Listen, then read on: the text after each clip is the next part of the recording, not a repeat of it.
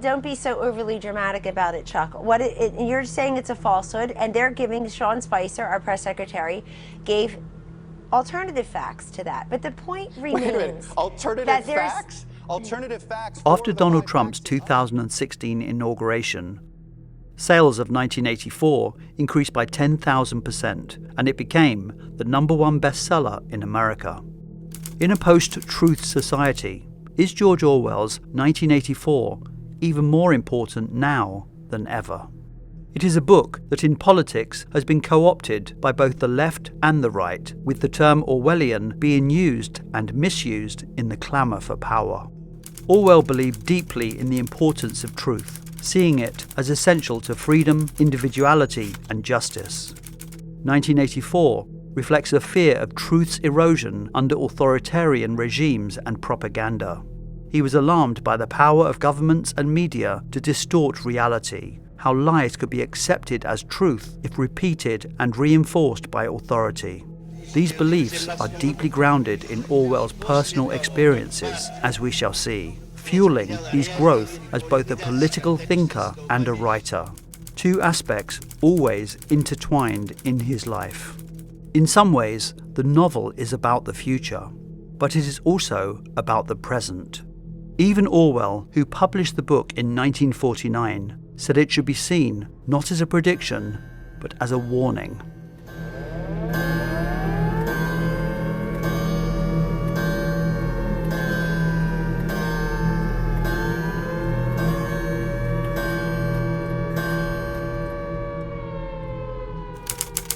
It was a bright, cold day in April, and the clocks were striking 13. 1984 follows Winston Smith, a man trapped within the oppressive regime of Oceania's totalitarian state. The novel begins with one of its most chilling practices, the 2 minutes hate. The horrible thing about the 2 minutes hate was not that one was obliged to act a part, but on the contrary, that it was impossible to avoid joining in. This is a daily ritual where citizens gather to unleash intense hatred towards the party's enemies. Driven by propaganda images, the frenzy unites the crowd, overpowering individual thought and loyalty and binding citizens to Big Brother through shared, uncontrollable rage. You get the crowd together, you get them to hate Goldstein, or Eurasia, or Eastasia. You get them to hate anything. And because of that feeling, that drug, that mass hypnosis, you can be directed by the state into any direction. History has stopped. Nothing exists except an endless present in which the party is always right. With total control over history, you can steer the masses towards any chosen target. As long as there are rituals to sustain this directed hate to create mass hysteria, it easily overpowers the natural individual connections of love we share. Like in 1984, where hate suppresses individual thought and fosters conformity, in today's post-truth climate, modern hate-driven rhetoric can drown out the truth, pushing people towards tribalism and away from nuanced understanding, fueling loyalty and silencing dissent by turning people's emotions against perceived enemies, rather than allowing them to question those in power. George Orwell's experience as a volunteer in the Spanish Civil War is pivotal to the creation of 1984, and the whole of his work can be organised around that central moment when he goes to Spain to fight fascism.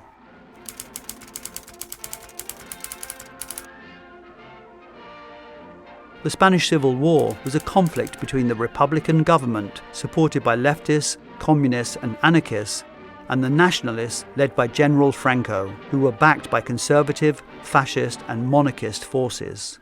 The war became an international battleground for ideologies, with Nazi Germany and fascist Italy supporting Franco, while the Soviet Union and international volunteers aided the Republicans. It was marked by brutal violence, aerial bombings, and widespread atrocities. Public figures like Orwell, who identified as a democratic socialist, saw the war as a fight for democracy against the rising fascist and Nazi powers in Europe. When Orwell first arrived in Barcelona in late 1936 to fight for the Republican cause, he found a kind of paradise, a brotherhood of man, where class distinctions had been abolished and an atmosphere of camaraderie and idealism permeated the city. He felt as if he'd found a Republican utopia. On the front lines, Orwell witnessed the bravery amongst the fighters, but he also began to witness political rivalries that would soon erupt into violence. The Republican side was fractured, with communists, socialists, anarchists, and other factions each vying for control. We are interested solely in power, not wealth or luxury or long life or happiness, only power, pure power. The Soviet-backed communists seeking dominance turned on their former allies, including Orwell himself, who they labelled a Trotskyite and an enemy of the state. During a battle, Orwell received a near-fatal bullet wound to his neck. But for him, the hardest wound was a political one, to his idealism. He had seen firsthand how the spread of misinformation and deliberate falsehoods by the Soviet-backed communists actively distorted the truth to serve their ideological agenda, how they prioritise political control over the broader anti-fascist struggle. The new ruler of Spain rides into the city of his conquest. And it is here in Spain that, witnessing the extremist propaganda and betrayal within the political movement, that we can see how 1984 began to grow in his mind. Orwell had been driven to Spain by his hatred of fascism, but he left 6 months later with a second enemy. And if all others accepted the lie which the party imposed, if all records told the same tale, then the lie passed into history and became truth. His book about his experience in Spain, Homage to Catalonia, was published in 1938 and is still the highest-selling and most-read book about the Spanish Civil War. It is a book about how truth itself was a casualty of the conflict, a lesson he would carry forward into his critiques of authoritarianism and totalitarianism. In 1984, Big Brother establishes a new language for the population, not to facilitate communication, but to enforce control.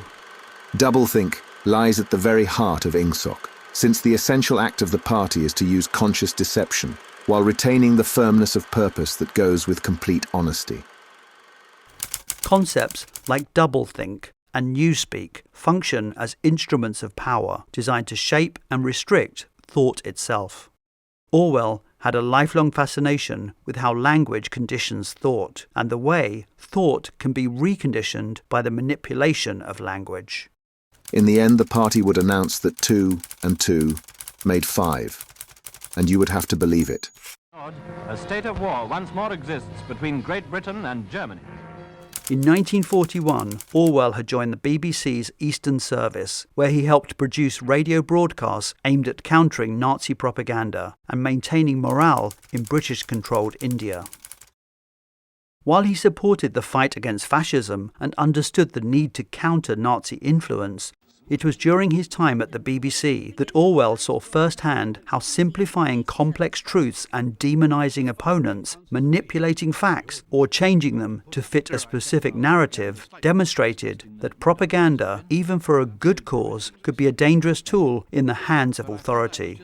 Just as Winston rewrites news to align with the party's agenda, Orwell saw that information at the BBC was filtered, shaped, and government-approved, albeit for the purpose of wartime unity. It was a bright, cold day in April. Orwell began writing 1984 in 1946, shortly after World War II, and in the novel, Big Brother's Ministry of Truth draws significant parallels with Orwell's experiences working at the BBC during World War II, effectively rewriting history on a constant basis. Language, too, played an important role in World War II propaganda, and in 1984, Newspeak is used to limit the vocabulary available to the public, to make rebellious thoughts almost impossible to articulate. At the BBC, he saw that terms like collateral damage could desensitize people to human suffering, just as Newspeak aims to eliminate words like freedom to make dissent impossible. It was something he had already seen with Stalinist Russia, creating euphemisms for brutal acts such as calling political purges cleansing or re-education. Today, so much of our culture wars are a battle for language and terminology. Terms like alt-right or woke are examples of how language is reduced to shape and polarize society, bringing Orwell's cautionary vision disturbingly close to reality. In old speak, it is called, quite frankly, reality control. In Newspeak, it is called doublethink. Now let's have a look at his X-ray. You see that patch on the lung? That's evidence of tuberculosis. Orwell was diagnosed with tuberculosis in the 1940s, and it had a profound impact on 1984, influencing both its tone and its themes. In the 1940s, people were terrified of TB because it was highly contagious, deadly, and had no reliable cure. The disease spread easily through the air, so anyone could contract it, often without knowing where or how. TB primarily attacked the lungs, but could affect other organs, causing severe coughing, weight loss, fever, and ultimately a slow, painful death. People would spy on their neighbours, friends and families and report them to the authorities if TB was suspected. The children, on the other hand, were systematically turned against their parents and taught to spy on them and report their deviations. The police and medical services would descend on your home and take you off to a sanatorium. Treatment at the time would have felt exactly like a form of totalitarian control, with patients under solitary confinement in a room not dissimilar to Room 101 in the novel, which Orwell describes simply as bare. Patients were kept in bed, forbidden from sitting up, speaking, reading, or even writing, which would have been a form of torture for Orwell. Extremely painful procedures involved large needles puncturing the lungs to inflate and deflate them, and patients were kept under constant surveillance with daily X-rays. Orwell's situation as a TB patient, trapped in a world where human connection is almost impossible, resonates in Winston's yearning for human contact, and Orwell's sense of solitude and lack of control during his illness reflects Winston's submission to a system that is designed to crush individuality. Orwell, sick with tuberculosis, wrote the novel on the remote island of Jura in Scotland, and it's hard to separate that image from Winston feverishly writing his diary. Only the thought police would read what he had written, before they wiped it out of existence and out of memory. Winston, who is only 39 in the book, has poor health which deteriorates throughout the novel, reflecting both his physical and psychological strain under the party's oppressive regime. And while writing the book, Orwell experienced persistent coughing, weakness, and physical suffering, much like Winston's chronic ailments in the novel. The physical decline of both men, one fictional and one real, mirrors the oppressive environments they inhabited. Orwell under the strain of illness and isolation on a remote island, and Winston under the unyielding control of the party. There is a sense that this is, if not a deathbed novel, then at least a novel written in the knowledge that it was to be his last, which made Winston's physical and psychological torment more visceral and authentic. Orwell's awareness of mortality gives 1984 its raw intensity, making it not only a work of dystopian fiction, but also Orwell's final urgent statement on the importance of truth, freedom, and human resilience. It depicted simply an enormous face, more than a metre wide, the face of a man of about 45, with a heavy black moustache and ruggedly handsome features. Big Brother is the omnipresent authoritarian figurehead of the party in 1984, symbolising absolute power and surveillance. He embodies control, inspiring fear and loyalty, yet his actual existence is uncertain. Big Brother manipulates the concept of the enemy by constantly shifting alliances and redirecting public hate, a distraction from domestic policies that we are all too familiar with in the 21st century. The so-called enemy in 1984 is the Brotherhood, and like Big Brother, we are never sure whether they are real, or whether it is another form of control. Big Brother keeps the population submissive through fear of an omnipresent, yet possibly fabricated enemy. Orwell drew on his real-life experiences with betrayal, paranoia, and fabricated enemies within authoritarian systems. and by creating a fictional enemy in 1984, he illustrated how the state uses deception and psychological manipulation to maintain control, warning readers of the dangers of unchecked power and ideological fanaticism. All their ferocity was turned outwards, against the enemies of the state, against foreigners, traitors, saboteurs, thought criminals. You never know where you are with 1984, who is real and who is not real, and who is on your side and who is the enemy. His mind slid away into the labyrinthine world of doublethink, to know and not to know, to be conscious of complete truthfulness while telling carefully constructed lies, to hold simultaneously two opinions which cancelled out, knowing them to be contradictory and believing in both of them. 1984 is a book that resonates differently over different periods. During the Cold War, readers saw it as a critique of totalitarianism. In the 1980s, it highlighted the dangers of intrusive technology. Today, it stands foremost as a defense of truth. Truth is one of the first casualties in the fight for ideology. After that, there is only propaganda. In 1984, doublethink is central to the party's control, allowing citizens to hold two contradictory beliefs simultaneously. And since the party is in full control of all records and in equally full control of the minds of its members, it follows that the past is whatever the party chooses to make it. By encouraging doublethink, the party ensures people can believe opposing ideas, such as war is peace, freedom is slavery, ignorance is strength, making them immune to rational thought or personal truth.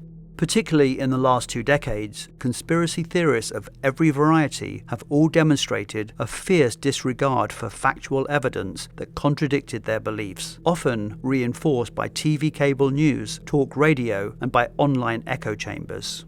There will be no art, no literature, no science. When we are omnipotent, we shall have no more need of science.